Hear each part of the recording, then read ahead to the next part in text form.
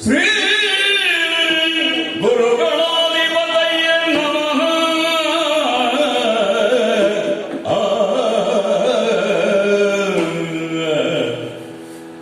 ಗಜಮುಖದವಗೆ ಗಣಪಗೆ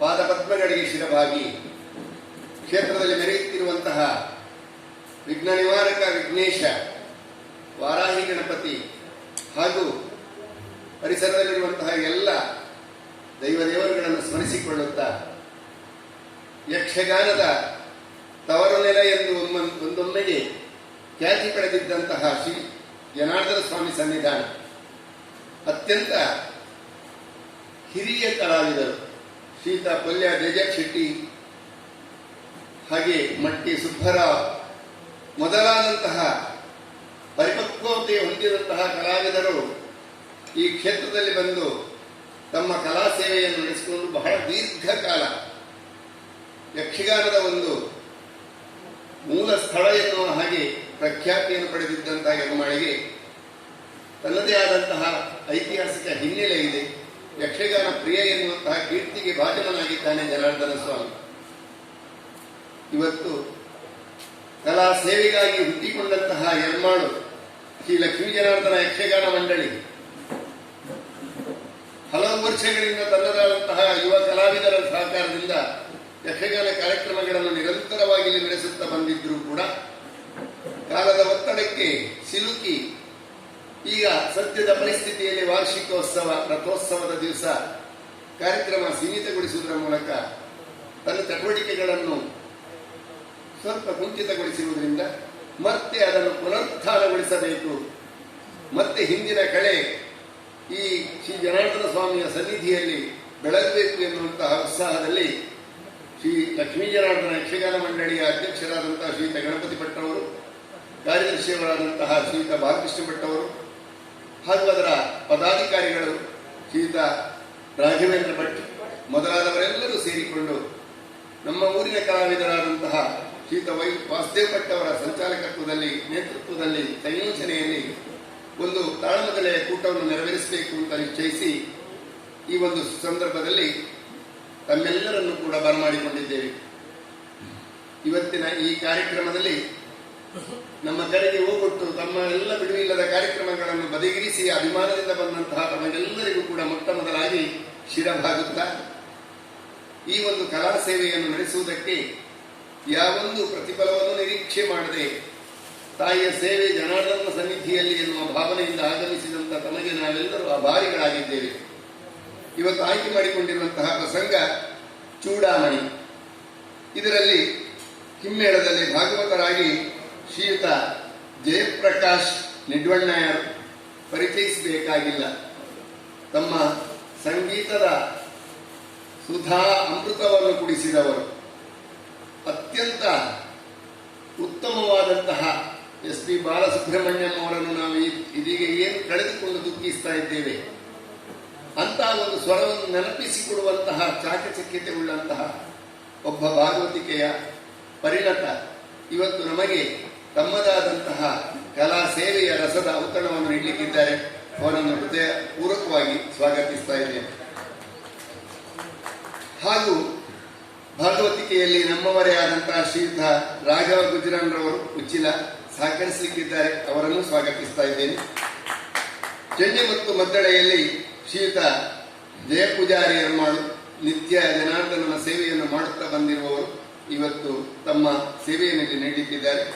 ಹಾಗೂ ಶ್ರೀಯುತ ವಿಕಾಸ್ ರಾವ್, ಸೂರಜ್ ಆಚಾರ್ಯ, ಶ್ರೀಯುತ ಕಾರ್ತಿಕ್ ಇನ್ನಂಜೆ, ಶ್ರೀಶ ರಾಜ್ ನಿಡ್ಲೆ, ಇವರೆಲ್ಲರನ್ನು ಕೂಡ ಪ್ರೀತಿಪೂರ್ವಕವಾಗಿ ಬರಮಾಡಿಕೊಳ್ತಾ ಇದ್ದೇನೆ. ಹಾಗೆ ಇವತ್ತು ಧ್ವನಿಮುದ್ರಣದ ಕಾರ್ಯ ನಡೀತಾ ಇದೆ. ಪ್ರಾಯೋಗಿಕವಾಗಿ ಈ ಕಾರ್ಯಕ್ರಮವನ್ನು ತೆಗೆದುಕೊಂಡು ಮುಂದಿನ ದಿನಗಳಲ್ಲಿ ಇಂತಹ 10 ಹಲವು ಕಾರ್ಯಕ್ರಮಗಳನ್ನು ಸಂಯೋಜಿಸಬೇಕು ಎನ್ನುವಂತಹ ಅಪೇಕ್ಷೆ ಇರುವುದರಿಂದ ಈ ಒಂದು ಜವಾಬ್ದಾರಿಯನ್ನು ವಹಿಸಿಕೊಂಡಿರುವಂತಹ ನಮ್ಮ ಪ್ರೀತಿಯ ಶ್ರೀಯುತ ಆದಿತ್ಯ ಉಪಾಧ್ಯಾಯ ಅವರನ್ನು ಕೂಡ ತುಂಬು ಮನಸ್ಸಿನಿಂದ ಸ್ವಾಗತಿಸ್ತಾ ಇದ್ದೇವೆ. ಇನ್ನು ಅರ್ಥಧಾರಿಕೆಯಲ್ಲಿ ಹನುಮಂತನ ಪಾತ್ರದಲ್ಲಿ ಹಿರಿಯರು, ಜಾನಪದ ವಿದ್ವಾಂಸರು ಹಾಗೂ ಕಲಾ ಜಗತ್ತಿಗೆ ತನ್ನದೇ ಆದಂತಹ ಕೊಡುಗೆಗಳನ್ನು ನೀಡುತ್ತಾ ಉತ್ತಮ ಲೇಖನಕಾರರು, ಅಂಕಣಕಾರರು ಆಗಿರುವಂತಹ ಶ್ರೀಯುತ ಕೆ ಲಕ್ಷ್ಮೀನಾರಾಯಣ ಕುಂಡಂತಾಯರು ಆಗಮಿಸಲಿಕ್ಕಿದ್ದಾರೆ. ದ್ವಿತೀಯಾರ್ಥವನ್ನು ಹನುಮಂತನ ಪಾತ್ರವನ್ನು ನಿರ್ವಹಿಸಲಿಕ್ಕಿದ್ದಾರೆ. ಪ್ರಥಮಾರ್ಧವನ್ನು ಶ್ರೀ ವೈ ರಾಮಕೃಷ್ಣರಾವ್ ಎರ್ಮಾಳು ಹಾಗೂ ಸೀತೆಯಾಗಿ ಇವತ್ತು ಶ್ರೀ ರಜನೀಶ್ ಹೊಳ್ಳ ಅವರು ನಮ್ಮೆಲ್ಲರ ಚಿತ್ತಾಕರ್ಷಕವಾದಂತಹ ಭಾವಪೂರ್ಣವಾದಂತಹ ಪಾತ್ರಾಭಿನಯವನ್ನು ಮಾಡಿ ತೋರಿಸಲಿಕ್ಕಿದ್ದಾರೆ. ಹಾಗೂ ರಾವಣನಾಗಿ ನಮ್ಮವರೇ ಆದ ಶ್ರೀಯುತ ಮನೋಹರ್ ಕುಂದರ್ ಅವರು ಉತ್ತಮ ವಾಗ್ಮಿ, ಪ್ರವಚನಕಾರರು, ಹೆಚ್ಚು ಅನುಭವವನ್ನು ಹೊಂದಿದಂತಹ ಕಲಾವಿದರು. ಲಂಕಿಣಿಯಾಗಿ ಶ್ರೀ ನಾಗರಾಜ ಉಡುಪ ಕುಂಜೂರು ಅವರು ನಮ್ಮ ಎಲ್ಲ ಕಾರ್ಯಕ್ರಮಗಳಲ್ಲಿ ಕೂಡ ಉಪಸ್ಥಿತರಿದ್ದು ತಮ್ಮದಾದಂತಹ ನೆಚ್ಚಿನ ಕಲಾ ಸೇವೆಯನ್ನು ನಿರ್ವಹಿಸ್ತಾ ಬಂದಿದ್ದಾರೆ. ಅವರನ್ನು ಕೂಡ ಎಲ್ಲರನ್ನು ಸ್ವಾಗತಿಸ್ತಾ ಇದ್ದೇವೆ. ತೃಣಬಿಂದು ಹಾಗೂ ಸರಮೆಯ ಪಾತ್ರದಲ್ಲಿ ಶ್ರೀಪತಿ ಭಟ್ ಒಬ್ಬ ಹಾಸ್ಯ ಕಲಾವಿದನೆಂದು ಗುರುತಿಸಲ್ಪಟ್ಟಿದ್ದರೂ ಕೂಡ ಅರ್ಥಪೂರ್ಣವಾದ ಮಾತುಗಾರಿಕೆ, ಸ್ವಾರಸ್ಯಪೂರ್ಣವಾದಂತಹ ಮಾತುಗಾರಿಕೆ, ಸಭಿಕರಿಗೆ ರಂಜನೆಯನ್ನು ಕೊಡುವಂತಹ ಮಾತುಗಾರಿಕೆಯ ಕಲಾಚತುರ, ಅವರನ್ನು ಕೂಡ ಸ್ವಾಗತಿಸ್ತಾ ಇದ್ದೇನೆ. ರಾವಣನ ದೂತನಾಗಿ ಈಗಾಗಲೇ ನಾಡಿನೆಲ್ಲೆಡೆಗಳಲ್ಲಿ ಮಾತ್ರ ಅಲ್ಲ, ಮುಂಬೈಯಲ್ಲಿಯೂ ಕೂಡ ಜನಮನವನ್ನು ಸೂರೆಗೊಂಡಿರುವಂತಹ ಹಾಸ್ಯ ಕಲಾವಿದರಾದಂತಹ ಶ್ರೀಯುತ ಸುರೇಶ್ ಪಲಕಾಡಿ ಅವರು ಆಗಮಿಸಿದ್ದಾರೆ. ಅವರನ್ನು ಕೂಡ ಹಾರ್ದಿಕವಾಗಿ ಸ್ವಾಗತಿಸ್ತಾ ಇದ್ದೇನೆ. ಹಾಗೂ ಇದರೊಂದಿಗೆ ಸಹಕಾರವನ್ನು ನೀಡುತ್ತಿರುವಂತಹ, ಇಲ್ಲಿ ಈ ಕಾರ್ಯಕ್ರಮವನ್ನು ಮಾಡುವುದಕ್ಕೆ ಅವಕಾಶವನ್ನು ಕಲ್ಪಿಸಿಕೊಟ್ಟಂತಹ ದೇವಸ್ಥಾನದ ಆಡಳಿತ ಮುಖ್ಯಸ್ಥರಾದಂತಹ ಶ್ರೀಯುತ ಅಶೋಕರಾಜ್ ಎರ್ಮಾಳು ಬೀಡು ಹಾಗೂ ದೇವಸ್ಥಾನದ ಮ್ಯಾನೇಜರ್ ಆಗಿರುವಂತಹ ಶ್ರೀಯುತ ಸತೀಶ್ ಭಟ್ ಅವರು ನಮ್ಮೆಲ್ಲ ಕಾರ್ಯಕ್ರಮಗಳಿಗೆ ತುಂಬು ಸಹಕಾರವನ್ನು ನೀಡ್ತಾ ಬಂದಿದ್ದಾರೆ. ಎಲ್ಲ ಸಿಬ್ಬಂದಿ ವರ್ಗದವರು, ನಮ್ಮ ಪ್ರೀತಿಯ ಕೇವಲ ಧ್ವನಿ ಬೆಳಕು ಅಲ್ಲ, ಹೃದಯದಲ್ಲಿ ಬೆಳಕನ್ನು ಕೊಡುವಂತಹ ಜಾತ್ರೆಯನ್ನು ಜಗಜ್ಜಾಹೀರಗೊಳಿಸಿದಂತಹ ಅಶೋಕ್ ಎಲೆಕ್ಟ್ರಿಕಲ್ಸ್ನ ಮಾಲೀಕರಾದಂತಹ ಶ್ರೀಯುತ ಪ್ರೀತಿಯ ಅಶೋಕ್ ಕುಮಾರ್ ಅವರನ್ನು ಹಾಗೂ ಎಲ್ಲ ಕಲಾಭಿಮಾನಿಗಳನ್ನು ಹೃತ್ಪೂರ್ವಕವಾಗಿ ಸ್ವಾಗತಿಸುತ್ತಾ ಈ ಕಾರ್ಯಕ್ರಮಕ್ಕೆ ತಮ್ಮೆಲ್ಲರ ಸಹಕಾರವನ್ನು ನಿರೀಕ್ಷಿಸುತ್ತಾ ಕಾರ್ಯಕ್ರಮದ ಆರಂಭಕ್ಕೆ ಅವಕಾಶ ಕೇಳ್ತಾ ಇದ್ದೇವೆ.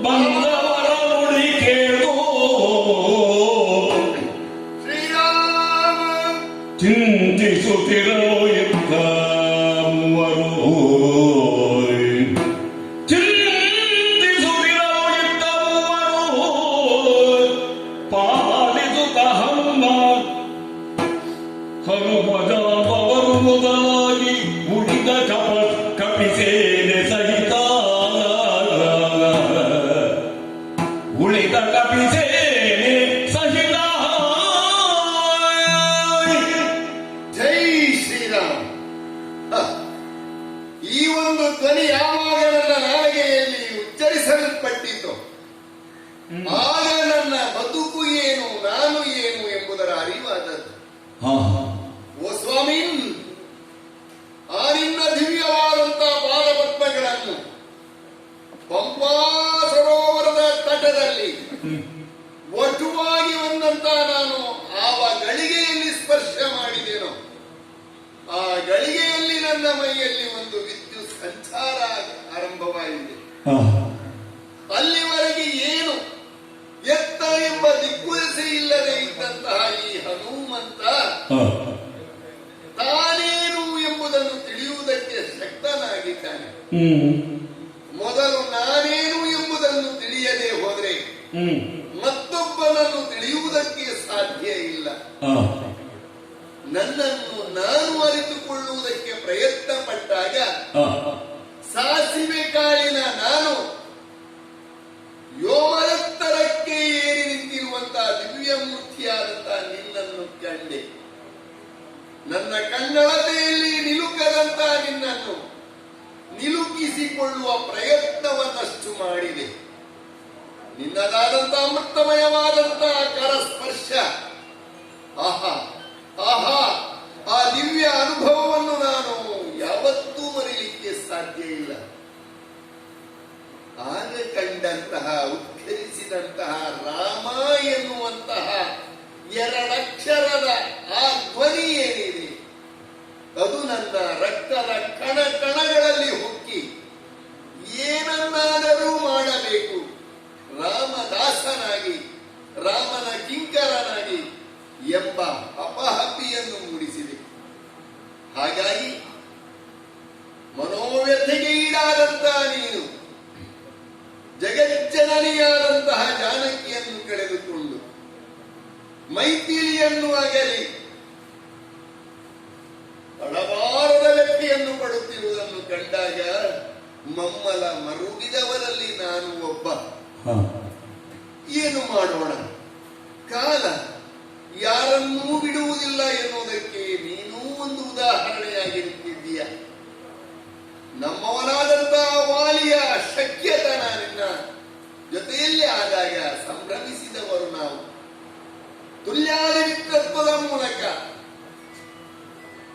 ರಾಮ ಮತ್ತು ನಮ್ಮೊಡೆಯನಾದಂತಹ ಸುಗ್ರೀವ ತಮ್ಮದಾದಂತಹ ಸಮಸ್ಯೆಯನ್ನು ಪರಿಹರಿಸಿಕೊಳ್ಳುವುದಕ್ಕಾಗಿ ಒಂದಾಗಿದ್ದಾರೆ ಅಂದಾಗ ನಮ್ಮ ಜಂಗ ಬಲ ಮತ್ತಷ್ಟು ಹೆಚ್ಚಳ.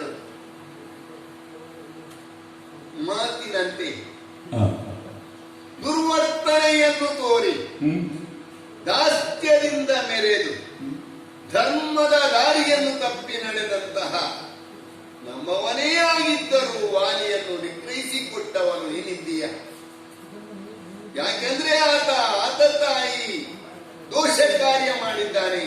ತಮ್ಮನ ಮಡದಿಯ ಜೊತೆ ಕೂಡಿ ತಮ್ಮನನ್ನು ಶಿಕ್ಷಿಸಿ ನ್ಯಾಯ ಮುರಿದಿದ್ದಾನೆ ಎಂಬ ತೀರ್ಮಾನಕ್ಕೆ ಬಂದಂತಹ ನೀನು ವಾಲಿವಧಿಯನ್ನು ಮಾಡಿ ಸುಗ್ರೀವನಿಗೆ ಪಟ್ಟಾಭಿಷೇಕವನ್ನು, ವಾಲಿಯ ನಂದನನಾದಂತಹ ಈ ಅಂಗದನಿಗೆ ಯುವರಾಜ ಪಟ್ಟಾಭಿಷೇಕವನ್ನು ಮಾಡಿದ ನಂತರ ಇನ್ನೇನು ಸುಖದ ಸುಪ್ಪತ್ತಿಗೆಯಲ್ಲಿ ಮೆರೆಯುತ್ತಿದ್ದಂತಹ ಸುಗ್ರೀವನನ್ನು ಲಕ್ಷ್ಮಣ ಎಚ್ಚರಿಸಿದ್ದು, ಮಾತು ಕೊಟ್ಟಿದ್ದೀಯ. ನಿನ್ನ ಸಮಸ್ಯೆ ಬಗೆಹರಿದ ಮೇಲೆ ರಾಮಸೇವೆಗೆ ನನ್ನ ಕೋಟಿ ಕಪಿ ಸೇನೆ ಮೀಸಲು. ಕಪಿ ನಾಯಕರು 77 ಕೋಟಿ. ಸೇನೆಗೆ ಎಷ್ಟು ಅಂತ ಸಂಖ್ಯೆ ಹೇಳಲಿಕ್ಕೆ ಬರುವುದಿಲ್ಲ. ಅಂತ ಸೇನೆ ಮೀಸಲು ಅಂತ ಹೇಳಿದ್ದೀಯ. ಈಗ ಯಾಕೆ ಮರ್ತಿದ್ದೀಯ ಅಂತ ಹೇಳಿ ಸೌಮಿತ್ರಿ ಎಚ್ಚರಿಸಿದ ಮೇಲೆ ಸುಗ್ರೀವನಿಗೆ ಜ್ಞಾನೋದಯವಾದದ್ದು. ಮಾತು ಕೊಟ್ಟಿದ್ದೇನೆ, ಸೀತಾನ್ವೇಷಣಾ ಕಾರ್ಯ ನಡೆಯಬೇಕು. ರಾಮಚಂದ್ರ ಕಳೆದುಕೊಂಡಂತಹ ಜಾನಕಿ ದೇವಿಯನ್ನು ಆತನ ಪಾದದ ಮೂಲದಲ್ಲಿ ಇಡಬೇಕು ಎಂಬ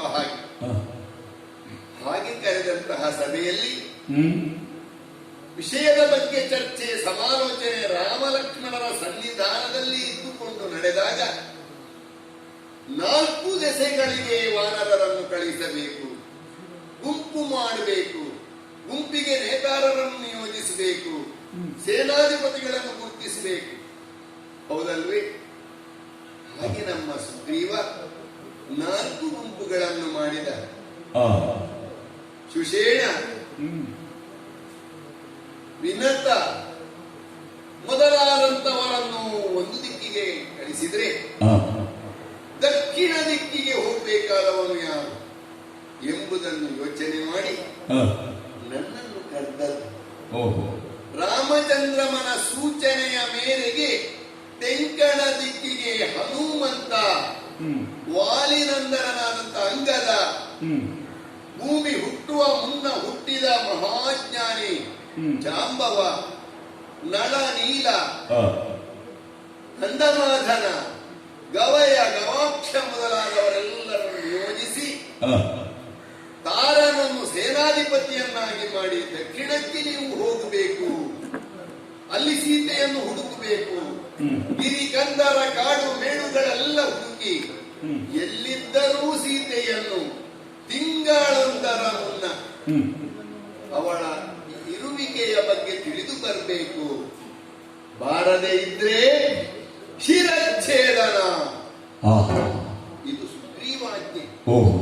ಹಾಗಾಗಿ ಸುಗ್ರೀವಾಜ್ಞೆ ಎನ್ನುವ ಒಂದು ಪದ ಅಷ್ಟು ತೂಕವನ್ನು ಹೊಂದಿದೆ, ಯಾರು ಮೀರುವಂತಿಲ್ಲ. ಸರಿ ಎಂದು ಒಬ್ಬೊಬ್ಬರು ತಮ್ಮ ತಮ್ಮ ತಂಡದ ಜೊತೆಯಲ್ಲಿ ಕುಳಿತು ಹೊರಡುವುದಕ್ಕೆ ಅಂತ ನಿರ್ಧರಿಸಿದಾಗ ಶತಬಲಿಯು ಉತ್ತರ ದಿಕ್ಕಿಗೆ ಹೊರಟ, ಸುಷೇಣನೂ ಹೊರಟ, ವಿನತನೂ ಹೊರಟ. ನಾನು ಹೊರಡಬೇಕು ಅನ್ನುವಾಗ ಪ್ರಭು ರಾಮಚಂದ್ರಮನನ್ನು ಬಳಿಗೆ ಕರೆದದ್ದು. ಹನುಮ ಇಲ್ಲಿ ಬಾ, ಮನ ಬಿಚ್ಚಿ 2 ಮಾತು ನಿನ್ನಲ್ಲಿ ಆಡುವುದಕ್ಕೆ ಇದೆ. ಕಾಲ ಬುಡದಲ್ಲಿ ಕೈ ಮುಗಿದು ದಾಸನಾಗಿ ಕುಳಿತು ಮೈಯೆಲ್ಲ ಕಿವಿ ಮಾಡಿ ಪ್ರಭು ರಾಮಚಂದ್ರಮ ಏನು ಹೇಳುತ್ತಾನೆ ಎಂಬುದನ್ನು ಕೇಳಿದವ ನಾನು.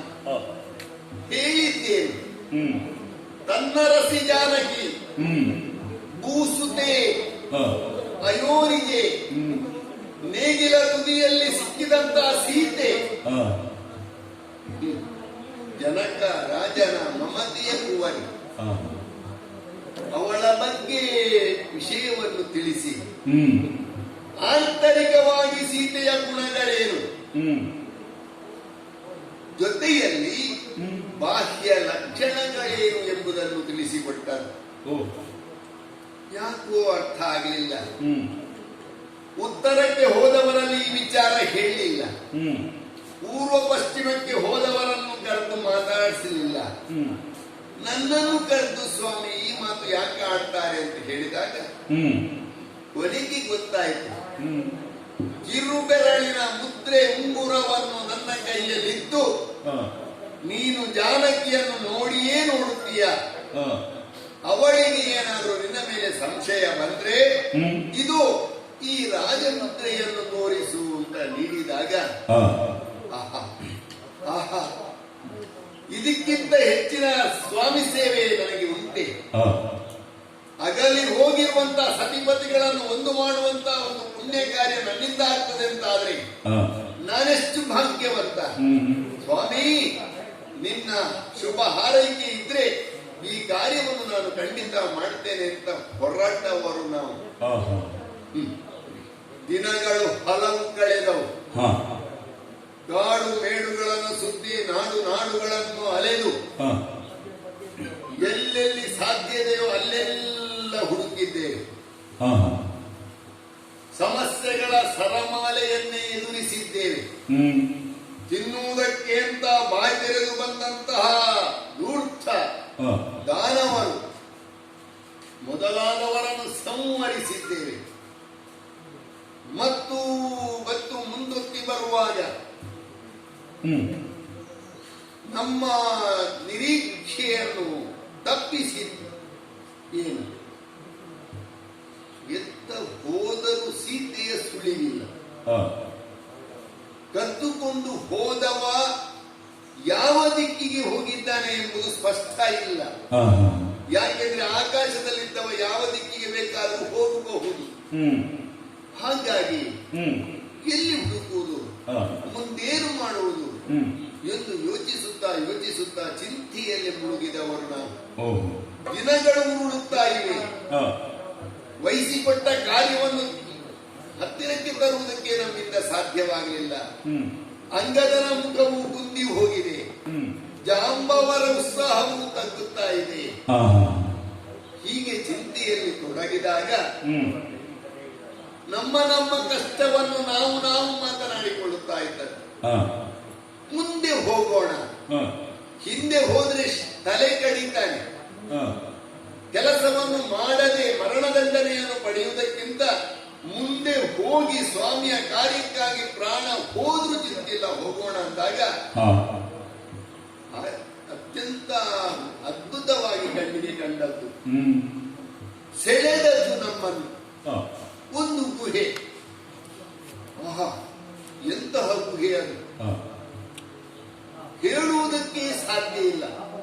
ಅಂತಹ ಗುಹೆಯೊಳಗೆ ನಾವು ಪ್ರವೇಶ ಮಾಡಿ ಮುಂದೆ ಸೀತೆ ಇರಬಹುದೇ ಎಂಬುದರ ಅನ್ವೇಷಣೆಗಾಗಿ ಹೊರಟಾಗ ಅಲ್ಲಿ ಕಂಡದ್ದು ಅತ್ಯಂತ ವಿಚಿತ್ರವಾದಂತಹ ಒಂದು ದೃಶ್ಯ. ಅದು ಬರಿಯ ಗುಹೆ ಅಲ್ಲ, ಅದು ಮಹಾಸೌಧ, ಸ್ವಯಂ ಪ್ರಭೆ, ತನ್ನ ಪ್ರಭೆ ಹೊರ ಜಗತ್ತಿಗೆ ಕೊಡುವಂತಹ ಸ್ವಯಂ ಪ್ರಭೆ ಎಂಬವಳಲ್ಲಿದ್ದಾಳೆ ಎಂಬುದು ಬಳಿಕ ನಮಗೆ ಗೊತ್ತಾಗದು. ಅವಳ ದರ್ಶನವನ್ನು ಪಡೆದು ಅಗಮ್ಯವಾದಂತಹ ತನ್ನ ಈ ಗುಹೆಗೆ ನೀನು ಹೇಗೆ ಬಂದಿರಿ ಎನ್ನುವ ಅವಳ ಕೌತುಕದ ಪ್ರಶ್ನೆಗೆ ಅರಿವಿಲ್ಲದೆ ನಮ್ಮನ್ನು ಯಾವುದೋ ಒಂದು ಶಕ್ತಿ ಕರೆದು ತಂದಿದೆ. ತಾಯೇ, ಬಳಲಿದ್ದೇವೆ, ಬಾಯಾರಿಕೆಯಾಗುತ್ತಾ ಇದೆ, ಹಸಿವಾಗ್ತಾ ಇದೆ, ಏನನ್ನಾದರೂ ಕೊಡಬೇಕು ಅಂತ ಹೇಳಿದಾಗ ರಾಮನ ದೂತರಾಗಿ ಬಂದವರು, ರಾಮ ಕಾರ್ಯಕ್ಕಾಗಿ ಬಂದವರು ಎಂದು ತಿಳಿದಂತಹ ಆಕೆ ನಮಗೆ ಬೇಕಾದಂತ ಎಲ್ಲ ವ್ಯವಸ್ಥೆಯನ್ನು ಮಾಡಿ ಉತ್ತಮವಾದ ಮಾತುಗಳಿಂದ ನಮ್ಮನ್ನು ಸಂತೈಸಿ ತಾನು ಇಲ್ಲಿ ಇರುವುದಕ್ಕೆ ಕಾರಣ ಏನು, ಈ ಪ್ರದೇಶ ಯಾವುದು ಎಂಬುದರ ವಿವರವನ್ನು ಕೊಟ್ಟಳಲ್ಲ. ರಾಕ್ಷಸರ ಶಿಲ್ಪಿಯಾದಂತಹ ಮಯ ನಿರ್ಮಿತವಾದಂತಹ ಭವನ ಅದು ಗುಹೆಯ ಒಳಗಿದೆ. ಹಾ. ಆತ ಕೆಲವು ಕಾಲ ಅಲ್ಲಿ ವಾಸ್ತವ್ಯವನ್ನು ಮಾಡಿದ್ದ. ಆ ಬಳಿಕ ದೇವೇಂದ್ರನು ದಾಳಿಯನ್ನು ಮಾಡಿ ರಾಕ್ಷಸ ಶಿಲ್ಪಿಯನ್ನು ಹೊರಗಟ್ಟಿ ಹಾ. ಆ ಗುಹೆಯನ್ನು ತನ್ನ ಕೈವಶ ಮಾಡಿಕೊಂಡಿದ್ದಾನೆ. ಹಾ. ಬಳಿಕ ಅಪ್ಸರೆಯಾಗಿರುವಂತಹ ಹೇಮ ಎಂಬವಳಿಗೆ ಈ ಗುಹೆಯನ್ನು ಇಂದ್ರನು ಕೊಟ್ಟಿದ್ದಾನೆ. ಅವಳು ನನ್ನ ಸಖಿ. ಇಲ್ಲಿ ಬಂದವರು ಹೊರಗೆ ಜೀವಂತವಾಗಿ ಹೋಗುವುದಕ್ಕೆ ಸಾಧ್ಯ ಇಲ್ಲ ಎಂದು ಹೇಳಿದಾಗ, ಹಾ. ಹಾಗಾದ್ರೆ ನಾವು ಸ್ವಾಮಿ ಕಾರ್ಯವನ್ನು ಮಾಡಲೇಬೇಕು ತಾಯೇ, ದಾರಿ ತೋರಿಸಬೇಕು ಅಂತ ಹೇಳಿದಾಗ ಬೇಕಾದಂತಹ ಮಾರ್ಗದರ್ಶನವನ್ನು ಕೊಟ್ಟು ಮುಂದೆ ಹೋಗುವ ದಿಕ್ಕನ್ನು ತೋರಿಸಿ ನಮ್ಮನ್ನು ಗುಹೆಯಿಂದ ಹೊರಗೆ ತಂದು ಬಿಟ್ಟಿದ್ದಾಳೆ. ಹಾ. ಉತ್ಸಾಹ ಮತ್ತಷ್ಟು ಹೆಚ್ಚಾಯಿತು. ಹ್ಮ್. ಯಾಕೆಂದ್ರೆ ಅಮೃತ ಸಮಾನವಾದಂತಹ ಮಾತುಗಳನ್ನು ಕೇಳಿದ್ದು ನಾವು. ಹೋಗಿ ಸ್ವಾಮಿ ಕಾರ್ಯದಲ್ಲಿ ನೀವು ಜಯಶೀಲರಾಗ್ತೀರಿ. ಹಾ. ಸ್ವಯಂ ಪ್ರಭೆ ಹೇಳಿದ ಮಾತು. ಹ್ಮ್. ಮುಂದೊತ್ತಿ ಬರುವಾಗ ಹ್ಮ್. ಸಮುದ್ರದಿಂದಲೇ ಒಂದು ಹಬ್ಬೆ ಹೊಗೆಯ ರೂಪವನ್ನು ತಾಳಿ ಮೇಲಕ್ಕೆ ಬಂದದ್ದನ್ನು ಕಂಡಾಗ ಹಾ. ಏನಿದು ಅಂತ ಆಶ್ಚರ್ಯಪಟ್ಟವರು ನಾವು. ಹ್ಮ್. ಮತ್ತೆ ತಿಳಿಯಿತು, ಹ್ಮ್. ದೇವೇಂದ್ರನು ಪರ್ವತಗಳ ಗರಿಗಳನ್ನು ಕತ್ತರಿಸಿಕೊಂಡು ಬರುತ್ತಿರುವಾಗ ಹಾ. ತನ್ನ ಅಸ್ತಿತ್ವವನ್ನು ಉಳಿಸಿಕೊಳ್ಳುವುದಕ್ಕಾಗಿ ಹ್ಮ್. ಮೈನಾಕ ಎನ್ನುವಂತ ಪರ್ವತವು ಸಮುದ್ರ ಗರ್ಭವನ್ನು ಸೇರಿದಂತೆ ಹ್ಮ್. ಹೋಗುತ್ತಿರುವ ಮೈನಾಕ ಪರ್ವತಕ್ಕೆ ಹ್ಮ್. ನನ್ನ ತಂದೆಯಾದಂತಹ ವಾಯುದೇವರು ಸಹಕಾರವನ್ನು ನೀಡಿದಂತೆ ಆ ಸಹಕಾರದ ನೆನಪಿನಲ್ಲಿ ನನ್ನನ್ನು ಕಂಡಂತಹ ಮೈನಾಕ ಅತಿಥಿ ಸತ್ಕಾರವನ್ನು ಸ್ವೀಕರಿಸಿ ಇಲ್ಲಿ ಇದ್ದು ಹೋಗಬೇಕು ಅಂತ ಹೇಳಿದಾಗ ಹ್ಮ್. ಮಾತಿನಲ್ಲಿಯೇ ಸತ್ಕಾರವನ್ನು ಸ್ವೀಕರಿಸಿ ಸ್ವಾಮಿ ಕಾರ್ಯದ ವಿಳಂಬವಾದರೆ ಸ್ವಾಮಿ ಸಿಟ್ಟು ಮಾಡಿಕೊಳ್ತಾರೆ ಎಂಬ ನೆಪವನ್ನು ಹೇಳಿ ಪ್ರೀತಿಯ ಮಾತುಗಳಿಂದ ಬೀಳ್ಕೊಂಡು ಮುಂದೆ ಬಂದಿದ್ದೇವೆ.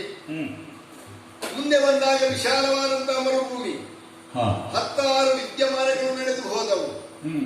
ಎಲ್ಲವನ್ನೂ ಅನುಭವಿಸುತ್ತಾ ಒಂದೇ ಒಂದು ಲಕ್ಷ್ಯ, ಒಂದೇ ಒಂದು ಗುರಿ, ಜಾನಕಿಯನ್ನು ಹುಡುಕಬೇಕು.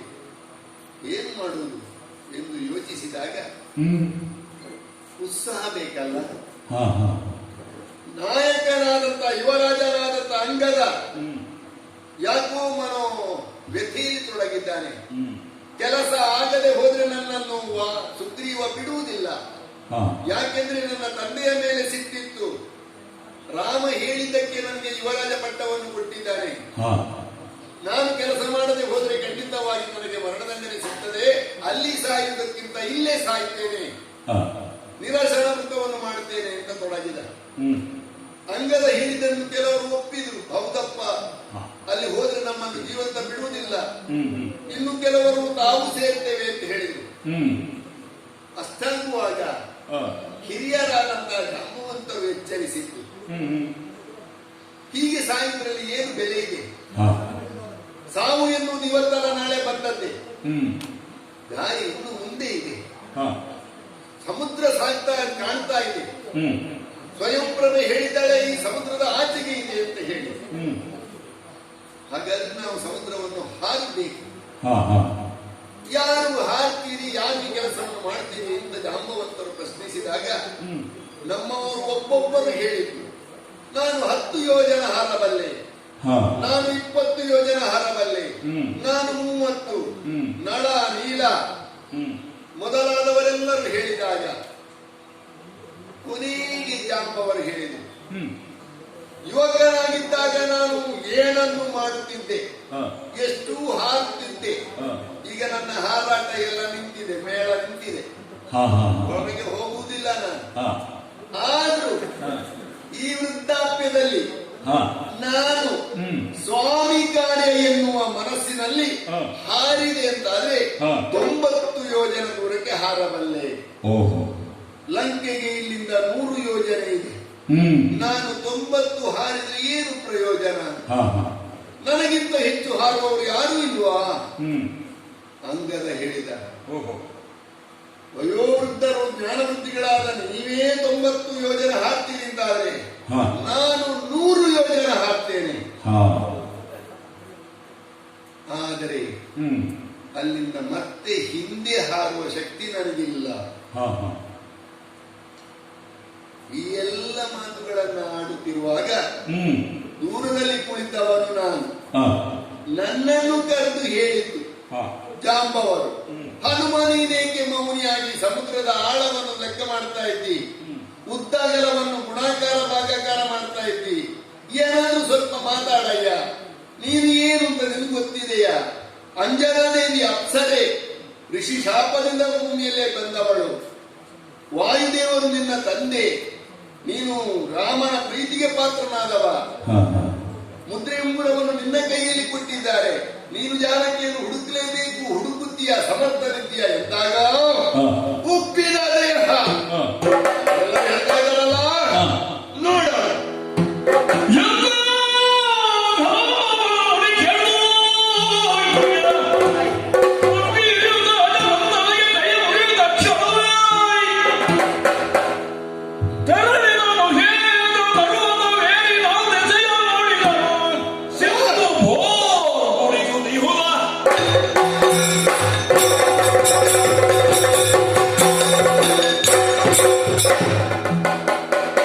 ಜಾಂಬವರು ನುಡಿಯುವುದಕ್ಕೆ ಆರಂಭ ಮಾಡಿದಾಗಲೇ ನನ್ನ ಪಾದದಲ್ಲಿ ಏನೋ ಒಂದು ಸ್ಫುರಣ ಆದದ್ದು. ಸೇರಿದ್ರಲ್ಲ, ಇವರೆಲ್ಲ ಧ್ವನಿ ಸೇರಿಸಿದ್ರು. ವೀರ ಹನುಮ ಮಹಾಪರಾಕ್ರಮ, ವೀರ ಹನುಮ ಮಹಾಪರಾಕ್ರಮ. ಅವರೆಲ್ಲರೂ ಹೇಳುತ್ತಿದ್ದಾಗೆ ಅದೇನು ನನ್ನ ದೇಹದಲ್ಲಿ ನನ್ನ ತಂದೆ ಆವರಿಸಿದ್ರು ಗೊತ್ತಿಲ್ಲ. ವಾಯುದೇವರ ಸಂಚಾರ ಉಬ್ಬಿದೆ ಉಬ್ಬಿದೆ ಉಬ್ಬಿದೆ ಉಬ್ಬಿದೆ. ಮುಗಿಲು ಮುಟ್ಟುವಷ್ಟು ಎತ್ತರಕ್ಕೆ ಏರಿ ನಿಂತಿದ್ದೇನೆ. ನೋಡ್ತೇನೆ ನಾಲ್ಕು ಬದಿಯಲ್ಲಿ ಗೋರ್ಗರೆಯುವ ಸಿಂಧು, ಶರದಿ,